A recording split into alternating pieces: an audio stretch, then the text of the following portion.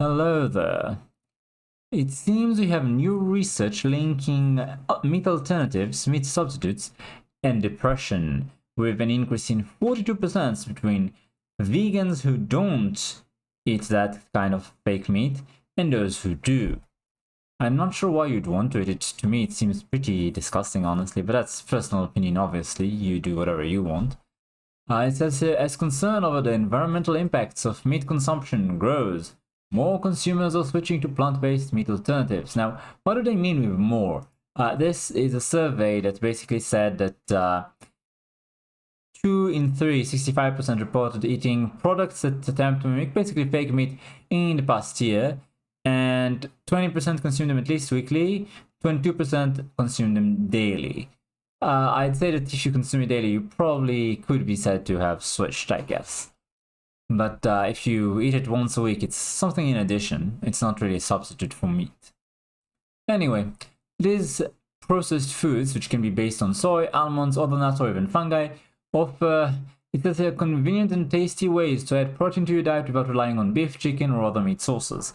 I don't think so. From what I heard, it's neither convenient nor tasty.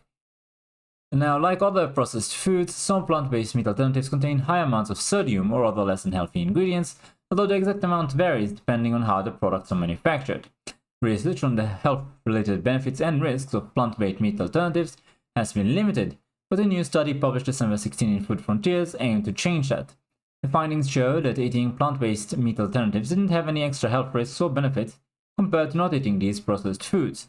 However, the researchers observed that vegetarians who consumed plant-based meat alternatives had a 42% higher risk of depression as well as signs of greater inflammation compared to those who stuck with traditional vegetarian protein sources.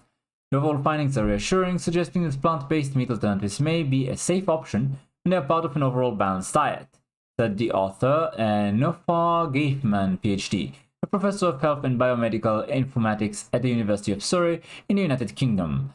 However, the potential link between these types of food, inflammation, and depression warrants further investigation. Now, I'm going to stop them there and say that what they did was actually check if you had eaten that kind of thing like in the last 24 hours, right? Researchers confirmed that people were vegetarians using a 24-hour dietary recall questionnaire, which everyone completed at least 2 of. Vegetarians who reported occasionally eating meat were excluded from the study, but those who ate fish were included. At the start of the study, people with diabetes, cancer, high blood pressure, or vascular or heart problems were also excluded. I say, it could be that it exacerbates these problems, and we won't know because these people were excluded. Also, based on the dietary surveys, researchers divided participants into 2 groups, those who ate plant-based meat alternatives and those who didn't. So the researchers pointed out that although non-consumers didn't eat these processed foods during the 24-hour dietary recall, they may have eaten them at other times. So you don't know that they are completely clean from this. It could be that eating some is the same as eating a lot, and both cause problems. Again, this is not comparing to someone who doesn't eat them at all, that we know of. It's not compared to someone who eats a non-vegan diet. It's just compared to the vegan people who happen to not have eaten it during the 24-hour questionnaire. Even so, there's a 42% increase in reported depression, and there's greater inflammation. So I'm not sure I'd call it safe, if I'm being honest. Now, this is from Food Safety and Nutritional Risks Associated with Plant-Based Meat Alternatives, and it's from a couple of years back, 2022. And essentially, they're talking about a lot of potential problems, allergies that you could have, toxins that could be accrued during the process. This could cause inflammation, heart problems, kidney problems. It could cause problems to your bone to weaken and soften, and so on. There are a lot of potential. It could.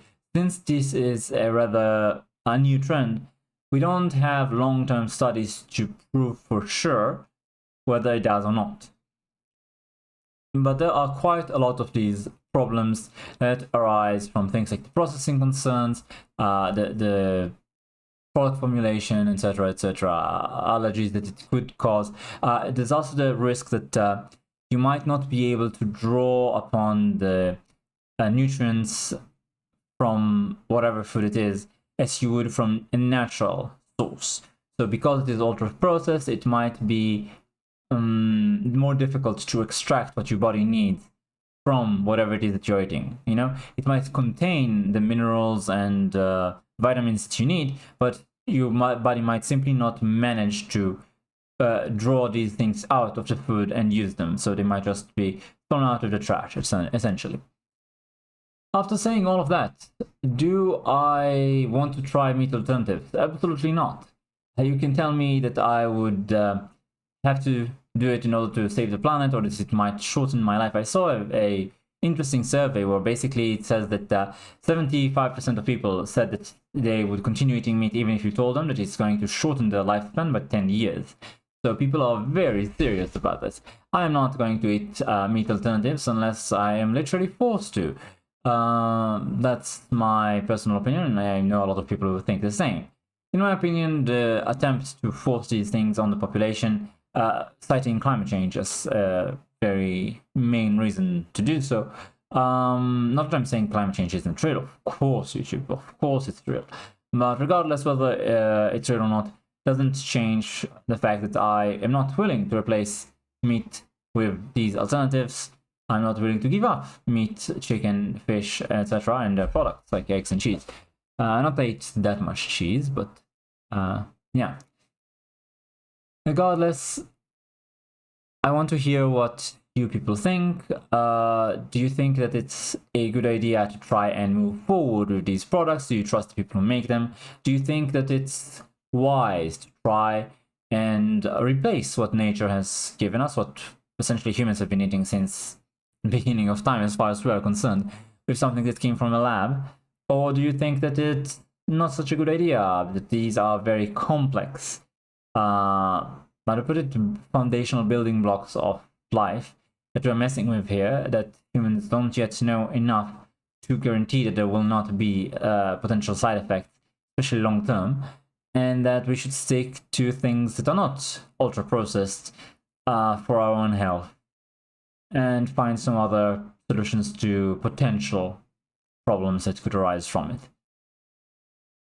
I do know that other similar attempts, like for example, trying to stop cows from passing gas by giving them certain substances, that did make people, boycott the milk and cheese products from that particular company. I do know that in general, people are very distrustful, especially after what happened in 2019, 2020.